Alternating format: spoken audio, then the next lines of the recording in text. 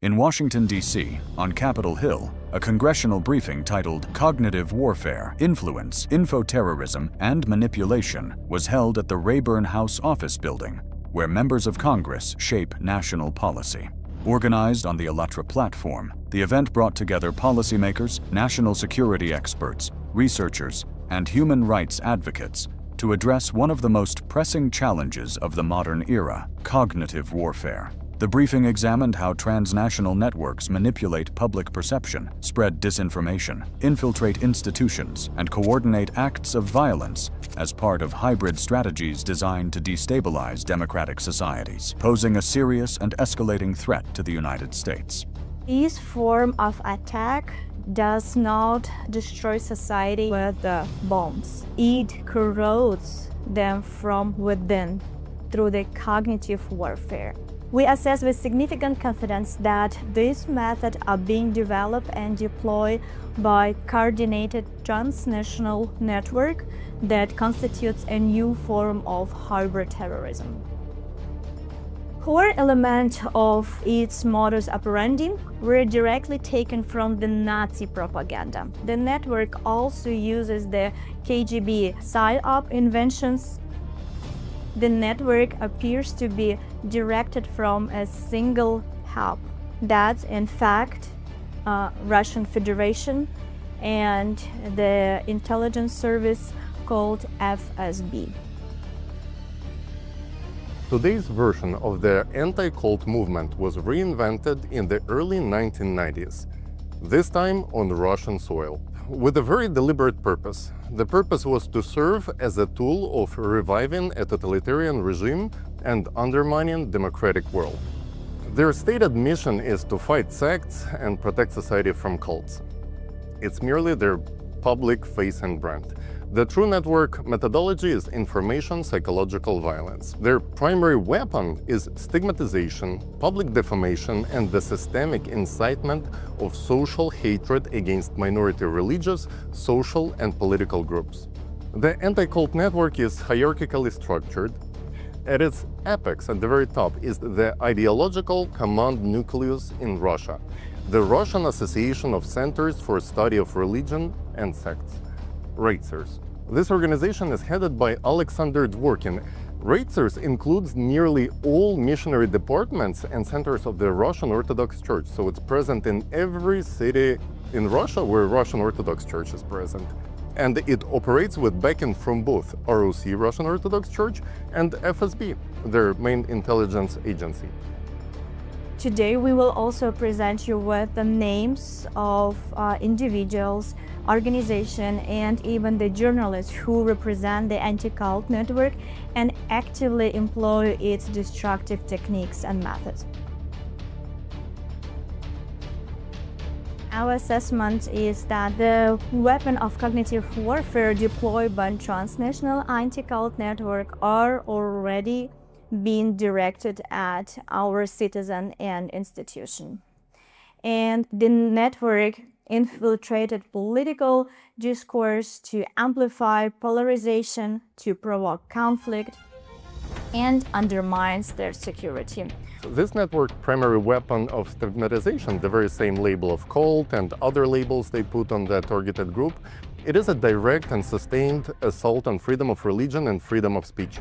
Because in their case, this is not just opinion, it is a methodology. It is a method with which they operate. It legitimizes repressive actions, from media harassment to physical violence. That we can, jointly to collect those evidence and show it to the public. The briefing presented testimonies from community representatives targeted by an anti-cult network, exposing the severe harm and systemic abuses resulting from its activities. So, since 1999, millions of Falun Gong practitioners have been brutally persecuted, detained, imprisoned, and tortured. Now there are over 5,200 well-documented death cases due to torture and abuse. And moreover, the China Tribunal estimated that hundreds of thousands have been slaughtered by the atrocity of forced organ harvesting. Gathered here to discuss cognitive warfare, influence, manipulation, and disinformation. And one of the clearest examples of this is anti-Semitism online. This is not just an issue for the Jewish community, it is an issue of democracy, of trust, and the ability to protect our communities from manipulation that can have real-world consequences. My name is Jason Bell. I am a veteran, a former staff sergeant in the Michigan Army National Guard. I conducted one tour to Afghanistan in 2011.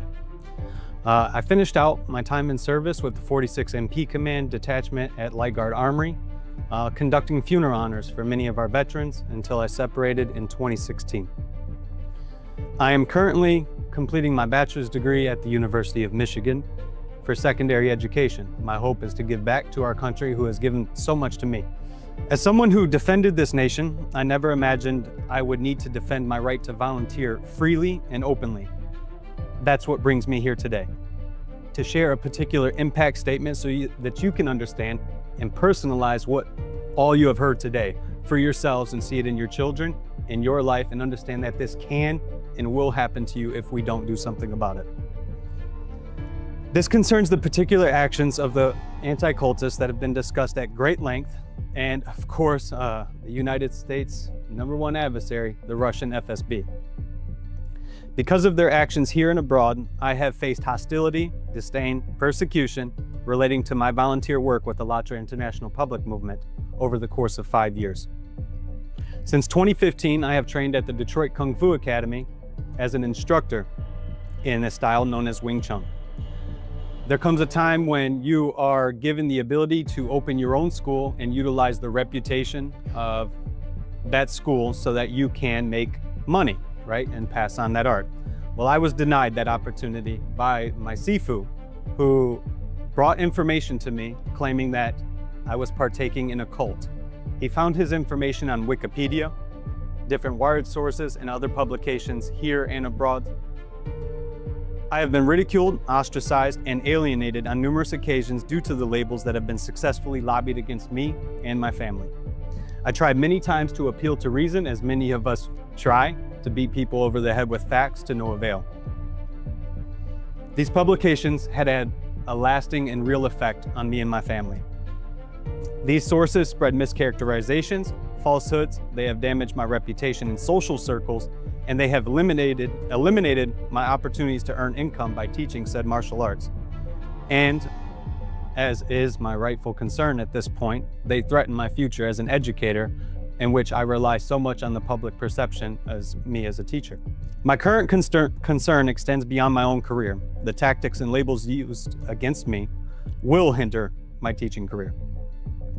As we have seen happen in Russia and abroad, we didn't dive into many of the cases that have affected people, but we know people who have been snatched up off the streets, their doors broken down, and then locked away just simply by labels and mischaracterizations lead us to not be able to check reality anymore, and we can't come to agreement, and pretty soon the dehumanization takes effect, and that is a real concern for me. In no way, shape, or form should this be our reality. It is our duty and responsibility to take care of this threat. How is it that the FSB has successfully pushed narratives that divide people and create lasting harm? Simply because I myself have a relationship with a socially significant group or organization that informs the public about climate and current as well as future effects of said climate. I serve to protect freedom. Now I'm persecuted for simply exercising it. These actions must stop immediately. I call on my country to recognize the threat posed by foreign intelligence operations manipulating American perceptions via coordinated campaigns of disinformation. I call for accountability, and I call for justice. Thank you all for being here with me today and listening to my story.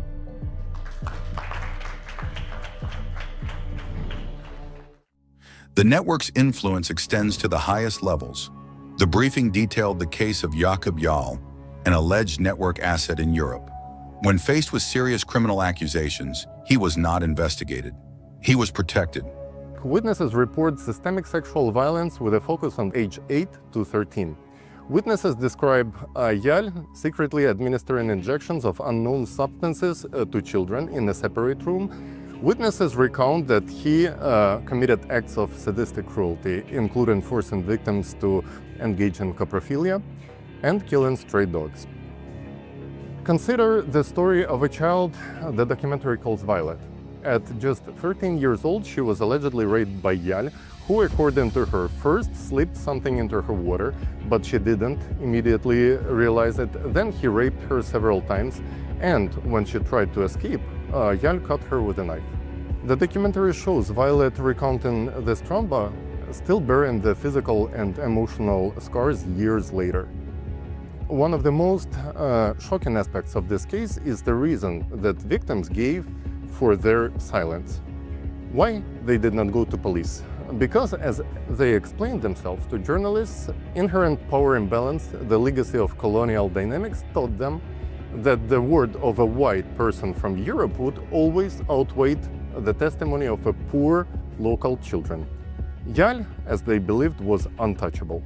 Witnesses state he used photos of smiling African children to solicit donations from well-meaning Europeans, collecting an estimate of 2 million Czech crowns, about 85,000 USD. But according to these witnesses, none of that money went to children. Instead, it was used to fund Yal's personal lifestyle, to buy drugs, which he distributed among the youth, which local leadership documented, and there is official document on and drug dealing charges against him.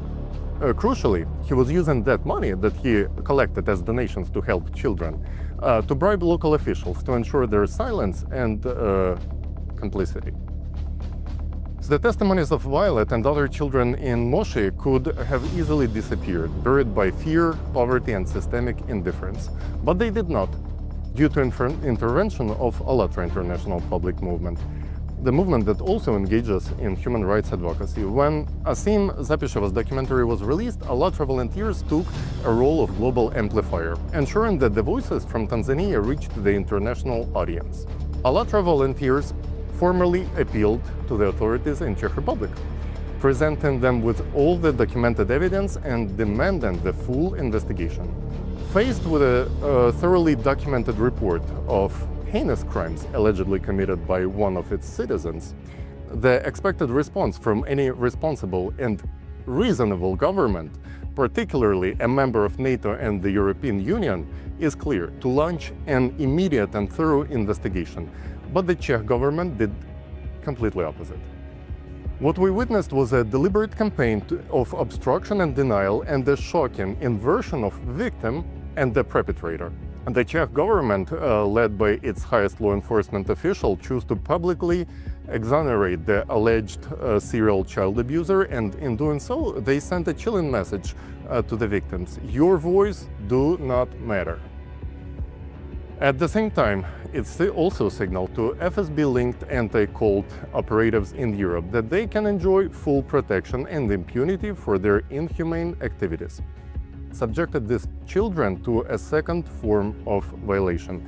Their trauma was denied, their credibility was attacked, and their suffering was deemed less important than the reputation of their alleged attacker. This legal failure is inextricably linked to a systemic racism. By its actions, Czech government created a de facto hierarchy of human value. The reputation of one white European citizen was publicly and forcefully prioritized over the sworn, documented testimonies of dozens of Black African children. The implication is staggering, that democratic institutions are being leveraged to protect the assets of a hostile intelligence service. This is not a European problem. This is a clear and present danger to the United States.